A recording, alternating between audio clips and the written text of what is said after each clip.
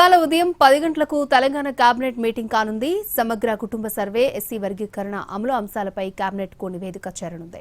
Dedication committee నివేదిక, justice Shamim Akhtar నివేదికలతో పాటు cabinet sub committee రిపోర్టులు మంత్రివర్గం ముందుకు రానున్నాయి. సమగ్ర కుటుంబ సర్వే, ఎస్సీ వర్గీకరణ, డెడికేషన్ కమిటీ నివేదిక, జస్టిస్ షమీం అఖ్తర్ నివేదికలను కేబినెట్ ఆమోదించిన తర్వాత సమగ్ర కుటుంబ సర్వే, ఎస్సీ కమిషన్ నివేదికలపై అసెంబ్లీలో ప్రత్యేక చర్చ జరగనుంది. టీఆర్ఎస్ సర్కార్ 2018లో పంచాయతీరాజ్ చట్టంలో పలు సవరణలు చేసింది. అందులో బీసీ రిజర్వేషన్స్ ని 34% నుంచి 23% తగ్గించింది.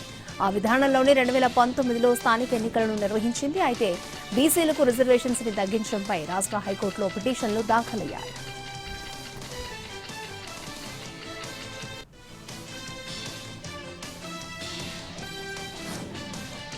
ఇవాళ సీఎం చంద్రబాబు అధ్యక్షతన state level bankers committee meeting జరగనుంది. రైతులకు రుణాలు, బ్యాంకర్ల పాత్రపై ఈ మీటింగ్ లో చర్చిస్తారు. అలాగే తల్లికి వందనం, అన్నదాత సుఖీభవ పథకాలకు సంబంధించి ప్రభుత్వం కసరత్తును మొదలుపెట్టింది. ఈ పథకాల కోసం బ్యాంకర్స్ కి సూచనలు ఇవ్వనున్నారు ఏపీ సీఎం.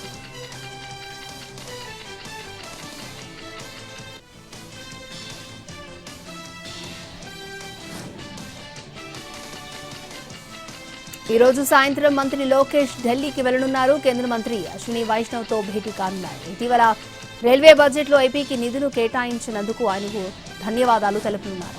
రాష్ట్రానికి కొత్తగా రావాల్సిన ప్రాజెక్టులపై చర్చించే అవకాశం ఉంది. రాష్ట్ర ప్రభుత్వం అనుసరిస్తున్న ఐటీ, ఎలక్ట్రానిక్స్ విధానాన్ని సెంట్రల్ మినిస్టర్ కు వివరించనున్నారు మంత్రి లోకేష్. విశాఖను ఐటీ హబ్ గా, రాయలసీమను ఎలక్ట్రానిక్స్ హబ్ గా మార్చేందుకు ప్రోత్సాహకాలు అందించి సహకరించాలని కోరనున్నారు.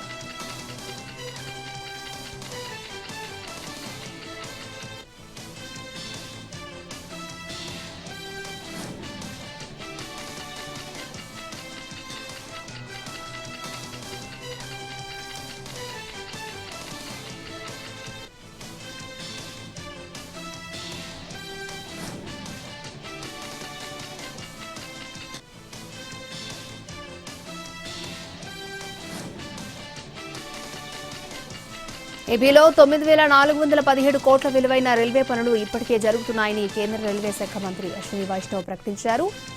అందుకే బడ్జెట్లో ప్రత్యేకంగా ఏపీ గురించి ప్రస్తావించలేదని వివరణించారు. రాష్ట్రంలో రైల్వేల అభివృద్ధికి 9,417 కోట్లు కేటాయించామని చెప్పారు. యూపీఏ హయాంలో కేటాయించిన నిధుల కంటే 11 రెట్లు అధికంగా నిధులు కేటాయించామని అన్నారు. ఇక ఏపీలో 73 రైల్వే స్టేషన్ల రూపురేఖలను పూర్తిగా మార్చివేస్తున్నామన్నారు. ఆయా రైల్వే స్టేషన్లను ఆధునిక సౌకర్యాలతో తీర్చిదిద్దుతామని తెలిపారు.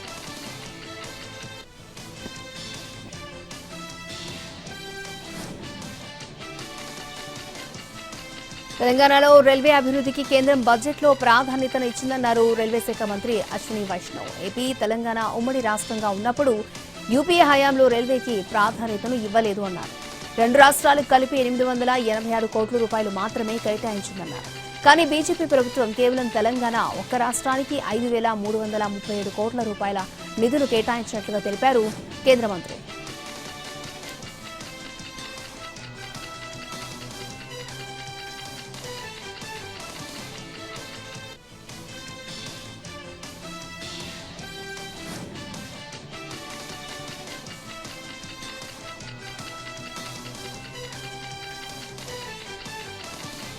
తెలుగు రాష్ట్రాల సీఎస్లతో కేంద్ర హోంశాఖ కార్యదర్శి భేటీ అయ్యారు. విభజన సమస్యలపై ఇరు రాష్ట్రాల అధికారులతో చర్చించారు.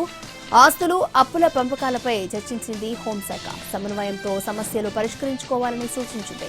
ఏపీ, తెలంగాణలోని మౌలిక వసతుల ప్రాజెక్టులకు మద్దతునిస్తామన్నారు హోంశాఖ కార్యదర్శి.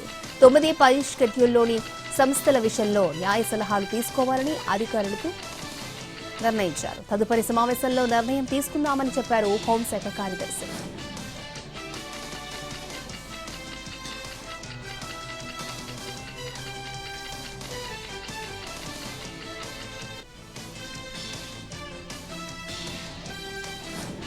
తెలంగాణ సచివాలయంలో ఎస్సీ వర్గీకరణ కేబినెట్ సబ్ కమిటీ చైర్మన్ మంత్రి ఉత్తమ్ కుమార్ రెడ్డి అధ్యక్షతన ఈ మీటింగ్ జరిగింది.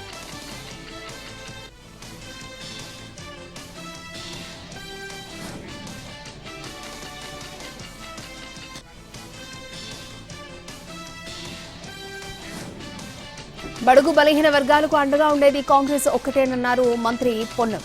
సర్వేలో పాల్గొనని వాళ్ళు ఇప్పుడు కూడా నమోదు చేసుకోవచ్చని అన్నారు. అయితే సర్వేకి వెళ్లిన వాళ్లకు రెస్పాండ్ కాకుండా ఇప్పుడు సర్వేకి రాలేదని అనడం సబబు కాదని అన్నారు.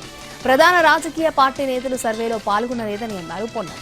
కులగణన సర్వేపై తప్పుడు వార్తలను వ్యాపింపజేయడం అంటే అది బలహీన వర్గాలపై దాడి అవుతుందని చెప్పారు. ప్రతిపక్షాల అడ్డంకులను ఎదుర్కొంటామని మంత్రి అన్నారు.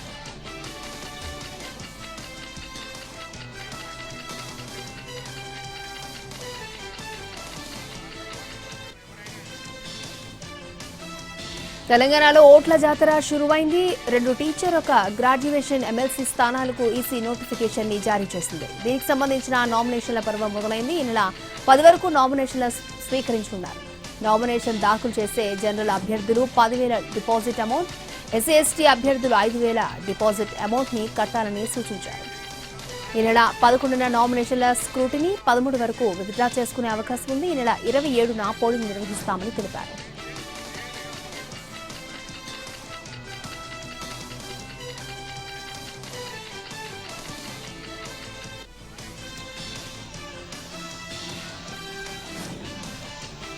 విదేశీయ పర్యటన అనంతరం బెంగళూరు నుంచి గన్నవరం ఎయిర్పోర్ట్ కి చేరుకున్నారు మాజీ సీఎం జగన్. అయితే జగన్ కి పార్టీ నేతలు ఘన స్వాగతం పలికారు. మాజీ మంత్రులు పెద్దిరెడ్డి, అంబటి రాంబాబు, పేర్ని నానితో పాటు పలువురు నేతలు ఎయిర్పోర్ట్ కు వెళ్లి జగన్ కి స్వాగతం పలికారు. జగన్ రాకతో గన్నవరం ఎయిర్పోర్ట్ లో అభిమానుల సందడి నెలకొంది. అక్కడి నుంచి రోడ్డు మార్గంలో తాడేపల్లి నివాసానికి వెళ్లారు జగన్.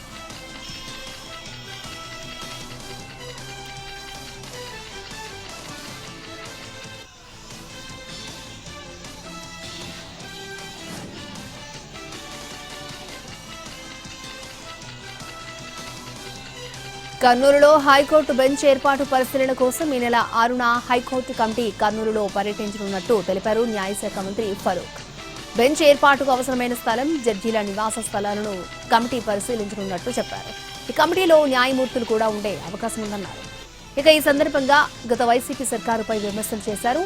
జగన్ నిర్లక్ష్యం వల్లే 5 ఏళ్ల పాటు ఆలస్యమైందని మండిపడ్డారు.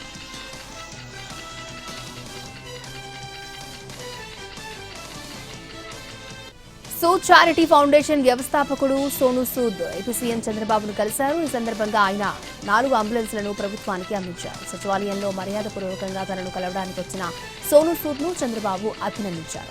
ఆరోగ్య సంరక్షణలో మౌలిక సదుపాయాలను కల్పించడానికి తమ ప్రభుత్వం ప్రాధాన్యతను ఇస్తుందన్నారు.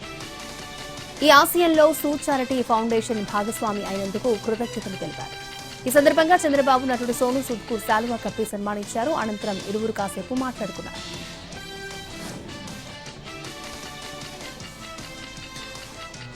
హైదరాబాద్ మేయర్ గద్వాల విజయలక్ష్మికి ప్రమాదం తప్పింది. ఫుట్పాత్ పై నుంచి నడుస్తూ ఒక్కసారిగా జారిపడ్డారు మేయర్. పంజాగుట్ట నాగార్జున సర్కిల్ వద్ద ప్రారంభోత్సవానికి వెళ్లిన టైంలో ఆమె కింద పడ్డారు. దీంతో ఆమె స్వల్పంగా గాయపడినట్టు తెలుస్తోంది.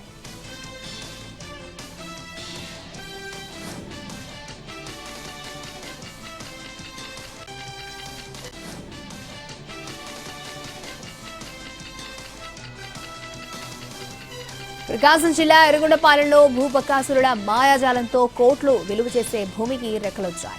బ్రహ్మాజీ, కాదర్ బాషా కుటుంబాలకు చెందిన 5 కోట్ల విలువైన భూమిని తప్పుడు పత్రాలతో శ్రీనివాసరావు అనే వ్యక్తి అక్రమ రిజిస్ట్రేషన్ చేయించుకున్నాడు.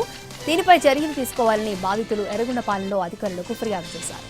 అయినా పట్టించుకోకపోవడంతో కలెక్టర్కు ఫిర్యాదు చేశారు. దీనిపై స్పందించిన కలెక్టర్ తమీం అన్సారియా సర్వే నంబర్ 58లో జరిగిన అక్రమ రిజిస్ట్రేషన్పై విచారణకు ఆదేశించారు. విచారించి రిపోర్ట్ ఇవ్వాలని ఆదేశాలు జారీ చేశారు. దీంతో అధికారులు రంగంలోకి దిగారు.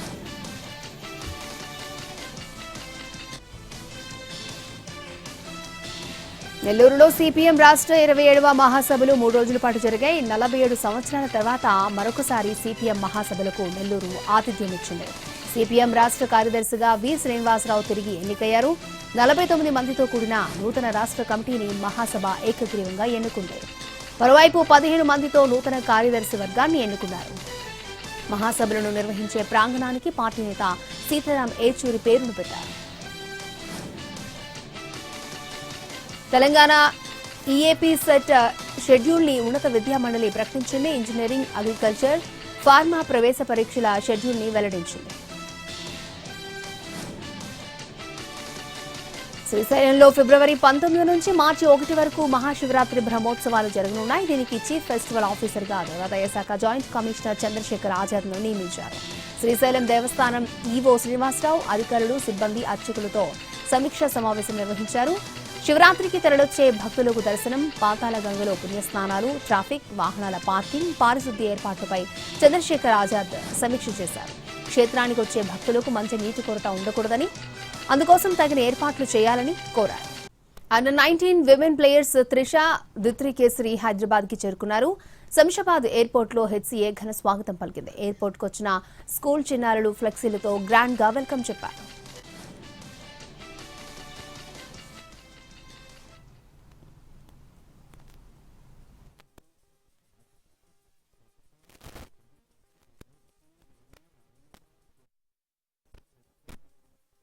Big achievement andi, and we all are very happy, and especially mana Telugu vallu aa platform lo perform chesaru.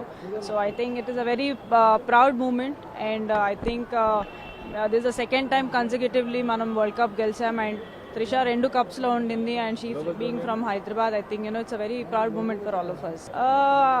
Tanu chala hard work chesindi, Tanu, Dhriti, they've really worked hard, and definitely she's also growing, and her game kept improving. She's getting more stronger, and I think meer annattu last time kante ma team is chala anni departments lo is very strong, so we actually dominated the sides. Definitely andi, I mean first time gelisinappudu it was special, but I think continuously when you get 2 cups back to back, and this is more special than the first one, so I'm always very proud of it. Chala committed player, sir.